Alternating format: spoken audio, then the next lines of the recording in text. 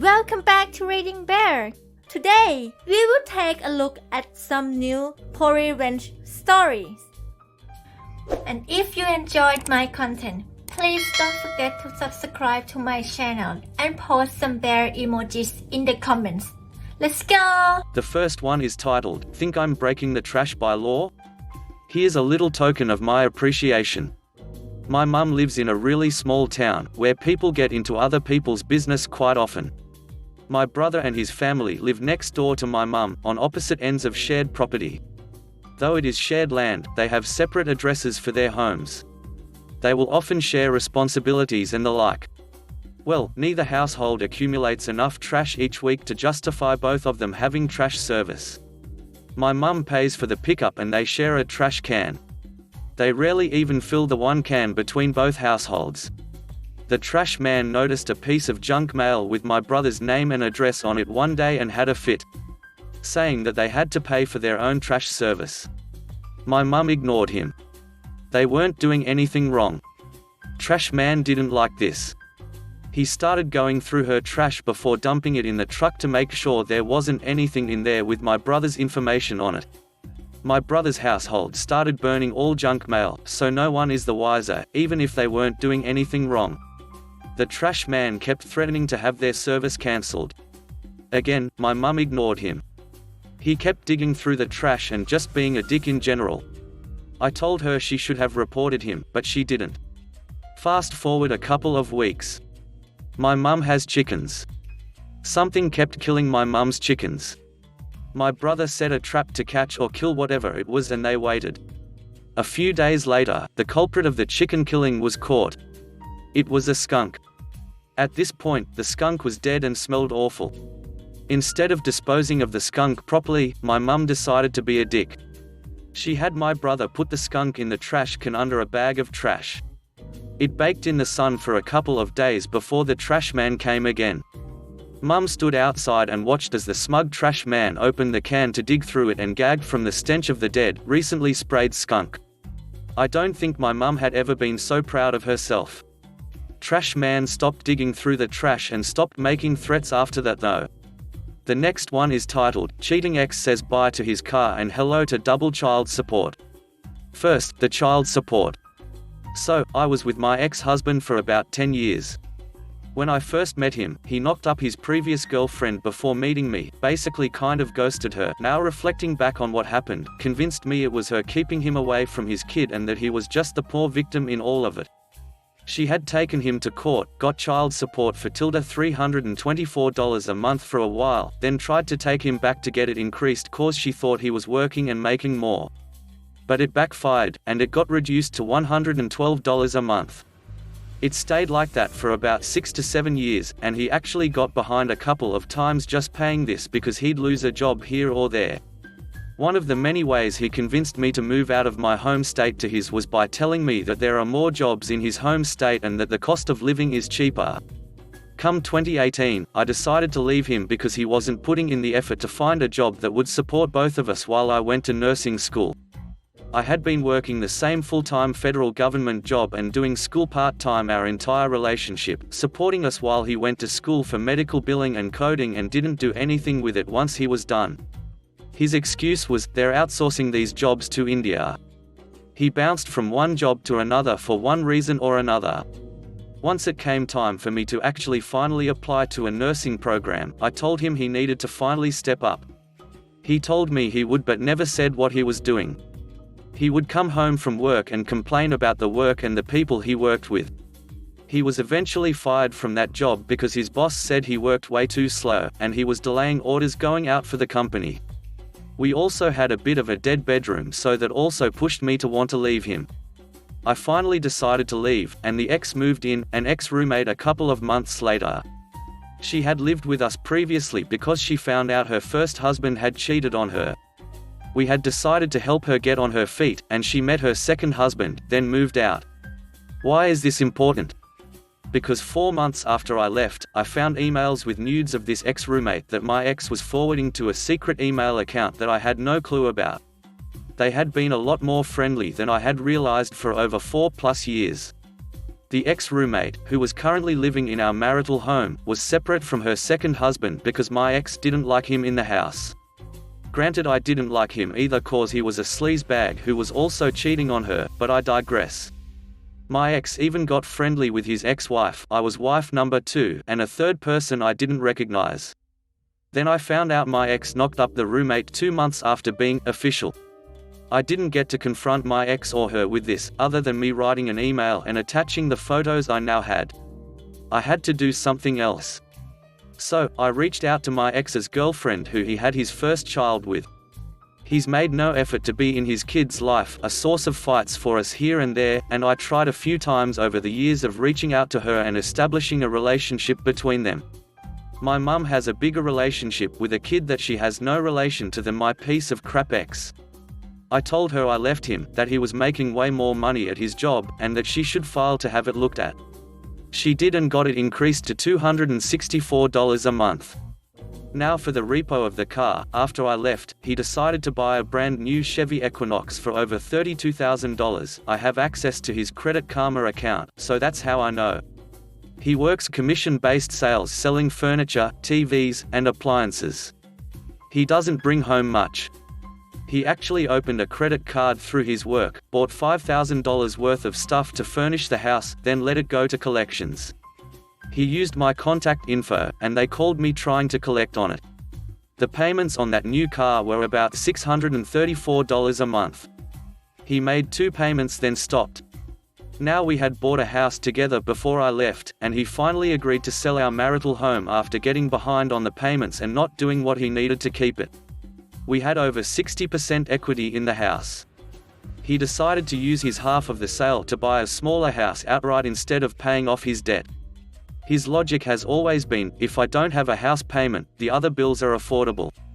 This was part of the reasoning he used to bully me into buying our previous house. Either way, I found out his new address, called the company that originated the loan, and updated them with his current information. So, hopefully they'll be picking up their car any day now. The next one is titled, "Don't Want to Pay Me for My Service?" I've got the sweetest solution. My father is a plumber. Great guy, does the work you want and does his best on every job, acting like it's his own home, to try to make sure the customer is satisfied. He was doing a job at a home where they wanted a complete bathroom to remodel. Asking the owners of the home the whole way through specific things like where they wanted the sink, shower, and toilet to be located. What kind of tiles, what designs for said tiles, even down to what color grout they'd want. He did everything to their specifications, and on one of the last days of work, the day he was grouting everything, they decided to say it wasn't the correct tiles. They didn't like it and were going to pay him half of what he quoted them. Half of what he was owed for this 2-week-long job, 2 weeks being a decently short amount of time to demo and rebuild a whole ducking bathroom. He told them what was wrong, that they literally picked everything, so why was it wrong now? They didn't care, told him to finish and leave. My father, ever the people pleaser, did so. Except he mixed sugar in with the grout. Then grouted their bathroom. Their whole bathroom was finished with sugar grout, guys. He only got paid half, but much more than that they had to spend on bug sprays, for years. Years. Nothing could keep the bugs away from that sweet, sweet bathroom. According to a neighbor of theirs, who was a friend of my father's. Don't duck with your servicemen. Pay them. Don't be a prick or they may just be extra sweet. Obviously, the sugar screws with the stability of the grout, which is why they had to have it redone about a year later. They were not bright people and blamed the degrading grout on the sprays and bombs they used. Even though it was redone, they still had issues with ants and bugs for years. They regrouted, but the sugary grout residue is still there, nicely screwing with them, according to the neighbor who has recently updated my father on this matter. The next one is titled, "Ruin Our Chances of Getting a Place to Live. We'll trick you into signing off the lease." So, my friend and I were in our second year of college together and were roommates. We were both transfers, going into senior year, and had been renting an apartment for the past year. The two of us had lived with 3 other people the first year, but they graduated and moved out. The apartment had 2 rooms and a den with double doors that could be used for 1 person. We had 2 people in each room and 1 in the den. We needed to find people to replace our old housemates, and my friend knew a couple of people who were living together and wanted to move to a new place together. She talked to them and set everything up before summer, so that way, during the fall, we would already have everything figured out. We signed the lease before summer vacation, and everything seemed fine. One girl wanted to rent out the big room to herself and would pay the full price for it. Let's call her Sharon. The other one would live in the den, who I will call Carrie. There would only be 4 of us instead of 5 the coming year, which we were looking forward to. However, over the summer, Sharon started having second thoughts about living with Carrie. Apparently while living together, they'd had some issues. Sharon called my friend and I and told us that apparently Carrie had pushed her down the stairs while they were living together, and she bought pepper spray and a taser just in case. According to Sharon, one night, they thought they heard someone trying to break into their apartment and were standing at the top of the stairs listening when Carrie told Sharon to go check it out. Sharon didn't want to go, so Carrie pushed her, and Sharon fell down the stairs. We asked Carrie about this, but she said that while they heard suspicious activity and called the police, she never pushed Sharon down the stairs. My friend and I didn't know what to believe and ultimately told Sharon they'd have to work it out, since she was the one having doubts. We also told her that if she changed her mind, we'd need at least a month's notice. Sharon decided she still wanted to live with us and was okay living with the other girl, so we thought it was fine. Summer passes and fall arrives. Sharon is moving in. Carrie is planning on moving in a few days later. However, Sharon brings someone over to the apartment and starts showing her around. She apparently wanted a roommate and wanted us to sign the new person onto our lease with an addendum, but she hadn't talked to us about it before. Apparently, she still didn't feel safe with Carrie around and said she'd feel safer with a roommate. She told her potential roommate that she hadn't known she'd be living with Carrie, even though the 4 of us had signed an addendum to put them both on the lease at the same time. My friend and I thought things were getting weird at this point and started feeling concerned. Unfortunately, our lease was going to expire soon, and we needed to sign the lease renewal in a few days, and we couldn't get an addendum to sign the new person on until we signed the lease renewal. My friend and I had let the Sharon and Carrie know this in advance, and they had agreed beforehand to sign it. If we didn't sign it in time, we would have to start an entirely new lease, and the price would go up a lot, which we couldn't afford. So if we didn't sign our new lease agreement in time, we would all have to find another place to live. Since school was about to start, it would have been hard to find another place to live so quickly. This wouldn't have been an issue, but then Sharon was afraid that Carrie wouldn't sign the new person onto the lease and said she wouldn't sign the lease renewal if we didn't add her roommate first. We got upset because she had never even asked us if we were okay with living with one more person or let us know beforehand. And now she was risking everyone's place to stay to try and make us sign someone we'd never met onto the lease. We told Sharon we couldn't sign her roommate on before renewing the lease, since we had to renew it so soon, which was the apartment's rules. She kept making more demands and told us that if we didn't do what she wanted, then she wouldn't sign the lease renewal, and we'd all be without a place to live. She wanted me to observe a verbal agreement as a third-party person between her and Carrie, where Carrie would agree to sign the new person onto the lease after we signed the lease renewal. I told her I wasn't comfortable with this. So, this is where the fun starts. Carrie seemed nice so far, and my friend and I were really uncomfortable with how Sharon was acting. She continued to move all of her stuff in while telling us her conditions. We wouldn't agree to any of them, not only because there was no way to meet them under the rules of our apartment complex, but also because we weren't going to let this girl control us like that, and make us live with someone we didn't know if we wanted to live with. However, then Sharon came up with a clever idea. She said that we could sign her off of the lease with an addendum, then sign the lease renewal with Carrie, and then sign her and her roommate back onto the lease. That way she would have no chance of getting stuck on the lease without a roommate. My friend and I told her that we agreed to this and told Carrie as well, who also agreed. My friend and I went to the office to let them know, so they wrote the addendum to take Sharon off of the lease. Everyone in the apartment had to sign it in order for it to be valid. My friend, Carrie, and I signed it and waited for Sharon to sign it after telling her it was ready. She went downstairs and signed herself off of the lease. After this, she came back up, and my friend and I informed her that we would not be signing her back onto the lease. She got really upset.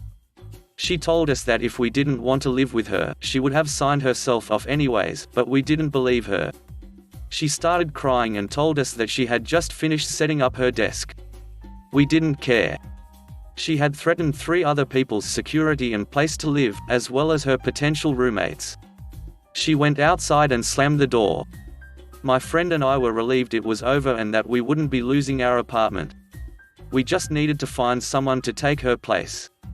Sharon came back in with a smug look on her face and told me she had her mum on the phone, and her mum wanted to talk to one of us. I took the phone and put it on speaker while my friend listened. Carrie went to her space and closed the door. When I answered the phone, Sharon's mum went off on me. She called me a witch and told me to go to hell. I stayed calm and told her that I stood by the decision we made. She told me to go to hell several more times, then she told me Sharon had nowhere to go, and I didn't give a rat's butt. I told her she was right, I didn't. Her mum told me to go to hell one more time and hung up. I gave the phone back to Sharon, who seemed surprised that I wasn't intimidated. She whispered, "Sorry," as I gave her phone back to her. Then she went to her room to take her stuff apart and start packing. Since we paid the lease in advance for our place, as per the apartment's rules, Sharon had paid to stay until the end of the month, so we let her stay until then. This gave her about 5 days to figure something else out. She made it as difficult as possible but eventually left. Pretty sure I didn't see her on campus or anything after that, so that was the last time I saw her. The best part is that the girl who was going to be Sharon's roommate still needed a place to stay, so we signed her onto the lease and helped her find a roommate. It was actually a fairly lengthy battle, but in the end, we won our apartment back. Word of advice: don't sign people onto your lease months in advance, even if they will pay for their room while they're not there. People can make a lot of changes in a few months, and if they don't know you, they won't care about ducking you over. The next one is titled, "Don't Treat the Chef Right. He'll leave with all the secrets." At the restaurant I used to work at, there was a chef who made the best gumbo I have ever had. However, the management where I worked was awful. The only employees who stayed for very long were the ones who were paid well, for example Mr. Gumbo.